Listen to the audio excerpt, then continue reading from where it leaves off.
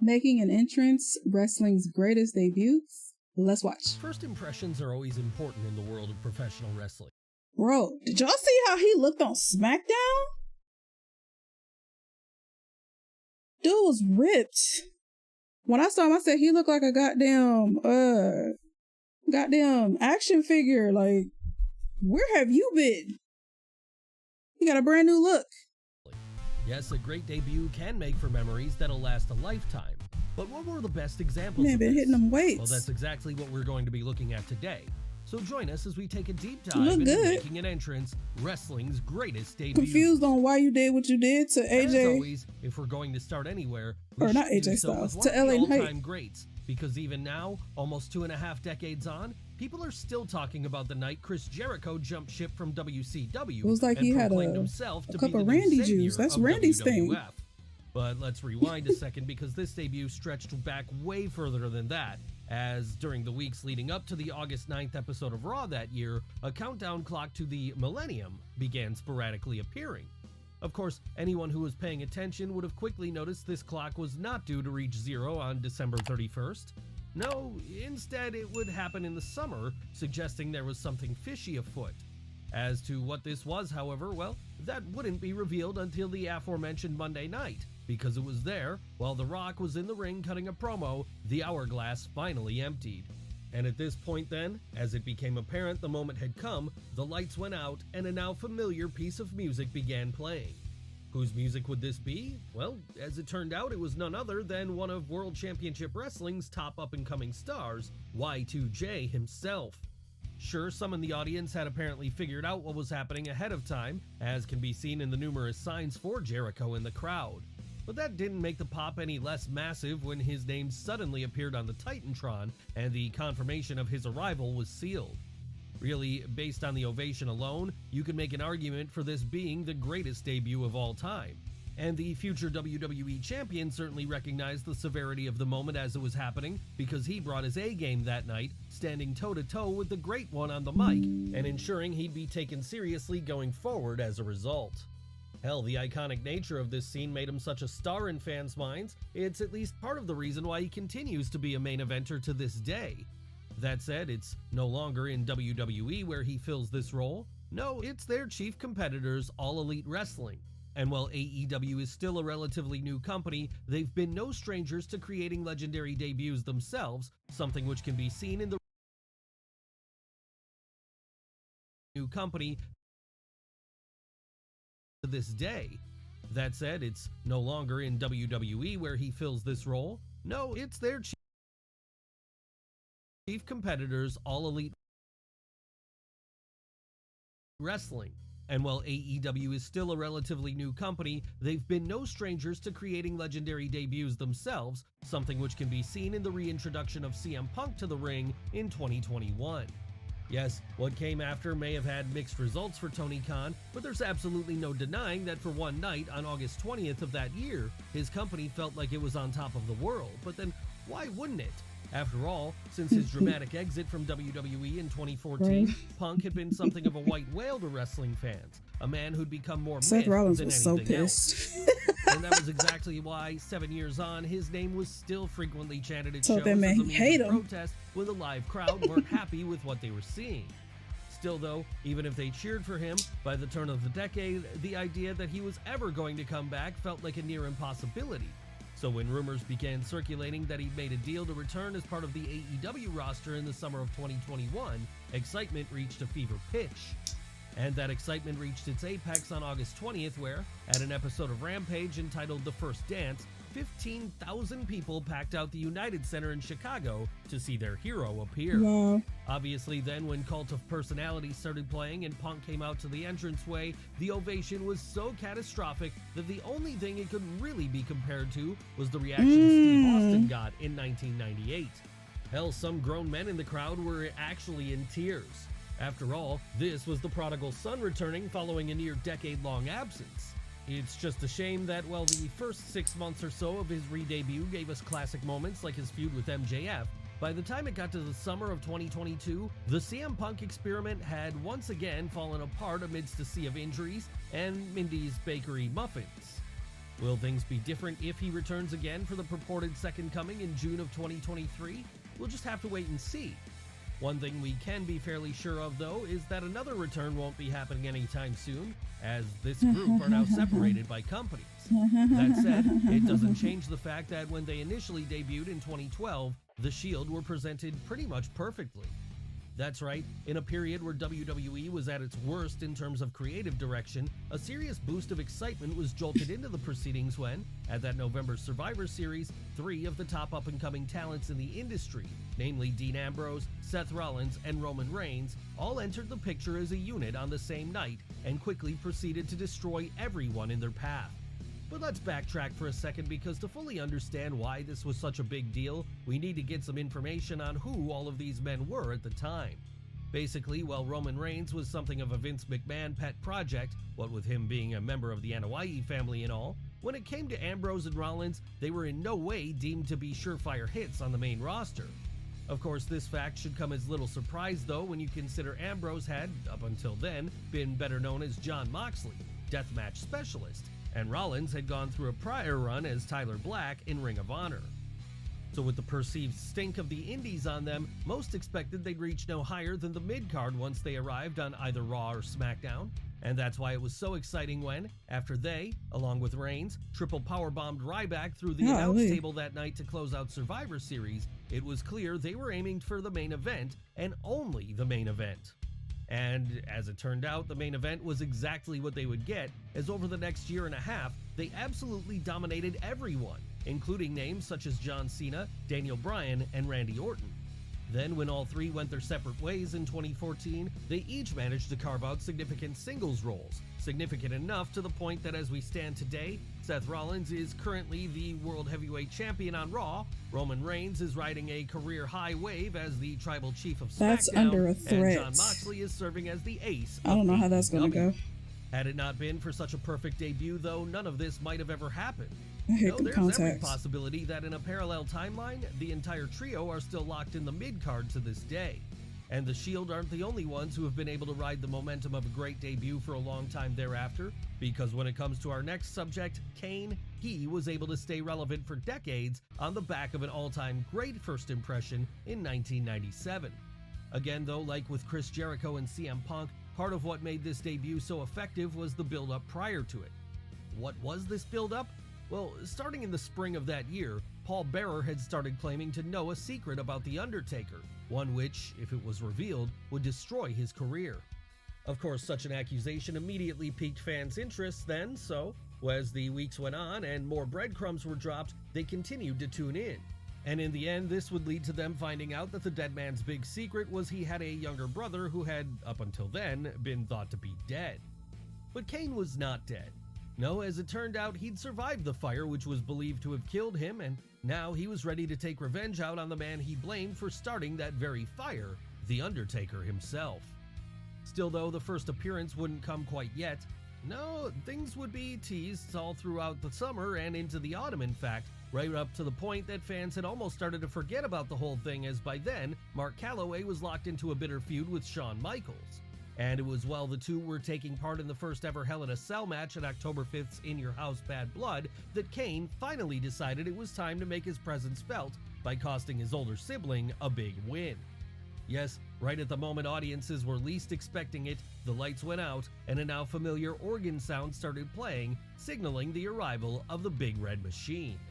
Following that, as he was walking down the aisle with Paul Bearer in tow, Vince McMahon gave his now iconic call of, That's gotta be Kane! All before Kane himself then ripped the cell door off its hinges and entered the ring to drop his brother with his own finishing move. Really, you couldn't have asked for a more impactful debut, and that's exactly why it's still so fondly remembered to this day. In fact, you could make a solid argument that, while Kane did have a lot of peaks throughout his 2-decade-plus run, this was really the high watermark of the whole gimmick, as he never felt like more of an unstoppable killer than he did on that night. But not every debut is about making someone come across like a monster. No, on other occasions, it's just about letting a performer show his charisma off in full. And if you want a perfect example of this taking place in the modern era, you need look no further than the night Shinsuke Nakamura made his debut He creeps me out. Yes, on April 1st, 2016, one of the greatest wrestlers in the world made his much anticipated jump over from New Japan Pro Wrestling and, in the process, caught the attention of every hardcore fan in North America. But then why wouldn't he? Because this was the man who had turned the IWGP Intercontinental Championship into a world title level belt, one big enough to main event the Tokyo Dome. And with the hopes being he'd transfer those skills right on over into an NXT ring for his initial encounter with Sami Zayn, the hype was able to reach levels which were simply unreal. Hell, by the time Zayn made his entrance that night, then from there stood in the ring and awaited his opponent's arrival, you could have cut the tension with a knife.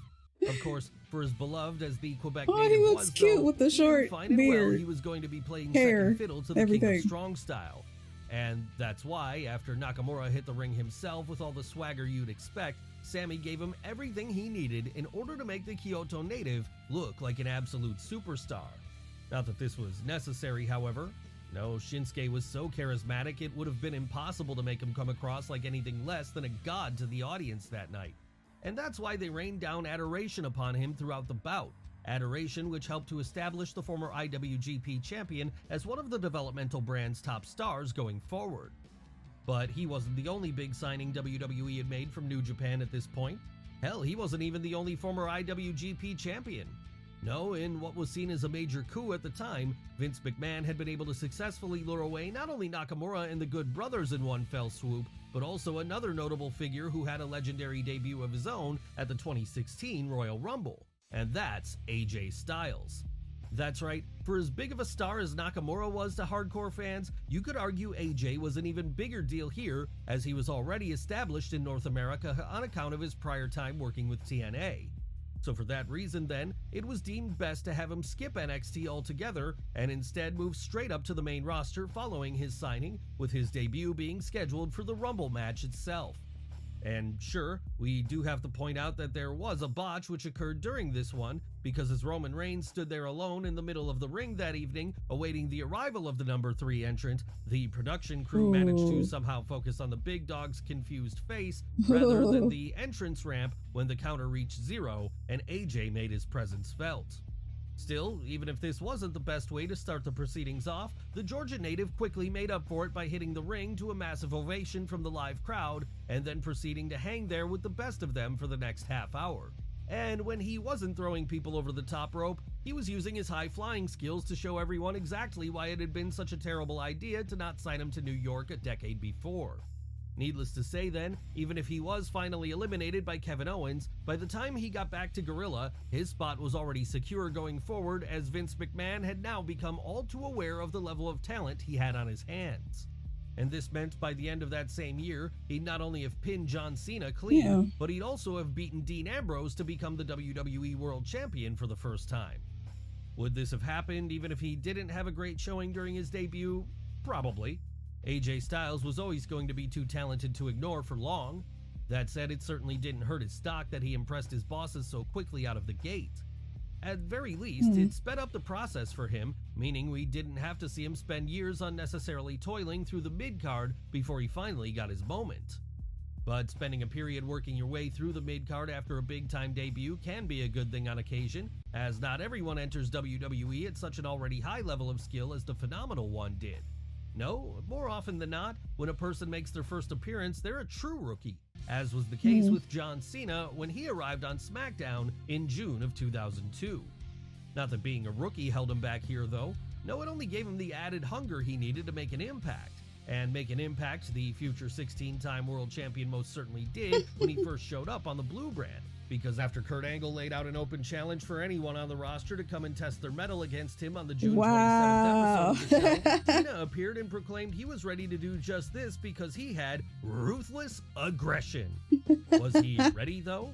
Absolutely, because what followed on from here was the birth of a superstar in one night. Cena snapped. Yes, he did lose to the Olympic hero here, but the West Newbury native put on such a good showing that management would continue to book him strong over the subsequent weeks and months, and, come the end of the year, would have ultimately made the decision to run with him as their next top star. And you all know what happened after that, of course. Cena went on to become the biggest draw of his era. Someone who carried the company through dark times creatively and helped to keep the kids on board throughout. Hell, at one point, he was even able to use his star power to help other performers get established during their own debut, and if you want a perfect example of this in action, you need to look no further than the time when, in October of 2004, the champ helped Carlito to give a great first impression. But how did Cena do such a thing exactly? Well, by going one better than Kurt Angle did during his own debut and actually putting over the rookie. That's right, after acting completely selflessly and allowing Carlito to beat him for the United States title on his first night in the company, the champ was able to ensure that the San Juan native would be treated like a star going forward. Seriously, the closest modern day comparison to this would be when Kevin Owens made his debut in 2015, ironically to also get a win over Cena, and it was largely because of the rub Carlito was given when he first showed up here that he was able to go on a 14-match win streak. Why do I kind of remember seeing this? Firmly establish himself as one to watch in the future. Sure, he still had to work hard to maintain such an aura after the fact. After all, a good debut can only take you so far. That is but disgusting. had it not been for such a standout first impression, he may have never gotten the initial boost he needed to get himself to that level at all. And had this not happened, who knows if he would have ever gotten the pop he got when he returned to help Bad Bunny at the May 6, 2023 Backlash in front of 18,000 of his fellow Puerto Ricans. Yes, if you play your cards right, a great debut can still pay off for you decades later, even when your career is already winding down. But you don't have to take our word for it when it comes to this fact. No, you only have to ask Sean Waltman because for years, he's been able to live off of the fumes of an all-time great debut, which took place when he scored a shock win over Razor Ramon in 1993. And yes, we know this technically wasn't the 1-2-3 Kid's first match in WWF, as over the weeks prior he had taken part in a couple of other enhancement bouts under the names of the Lightning Kid, the Cannonball Kid, and the Kamikaze Kid.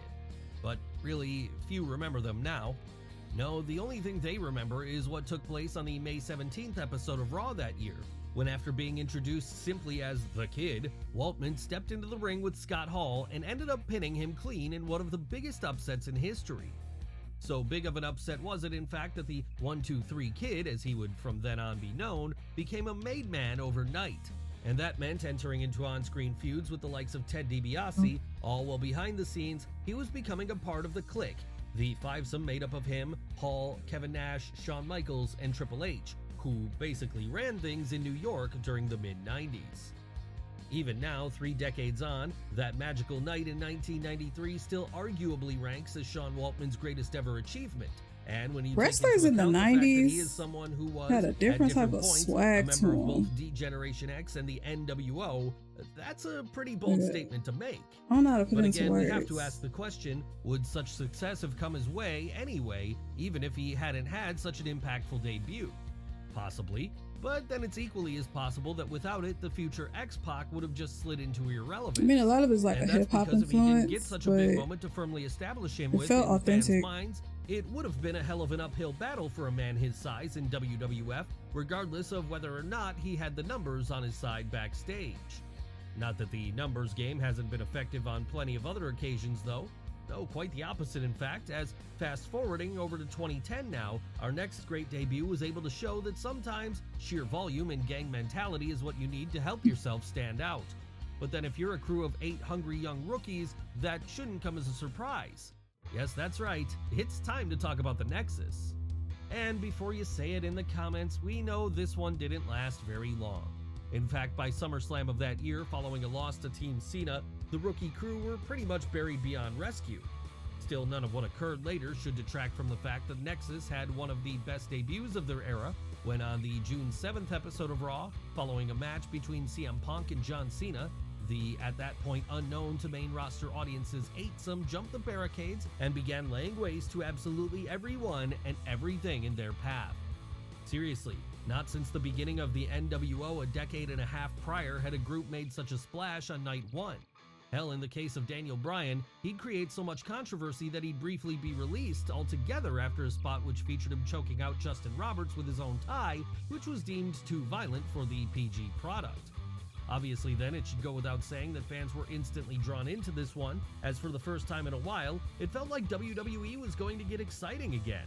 Sadly though, as we all know now, that excitement wouldn't be able to maintain because by the end of the year, 5 of the original members, Darren Young, Heath Slater, David Otunga, Justin Gabriel, and Michael Tarver, would be reduced to jobberdom, all while the other 2, Ryback and Wade Barrett, had to spend extended periods lost in the wilderness before they could rebuild themselves in any way at all. Maybe the lesson to be learned from all this then is that a great debut can do wonders for a person's career, but in the end, it also has to be followed up on successfully. And if you can do that, you'll likely I'm so happy to have been able to superstar on your witness hands for years to come. some of these debuts. Alright, that's gonna do it for this reaction. Leave some comments down below. Let me know what you guys think. I will see y'all in the next one. Toodles.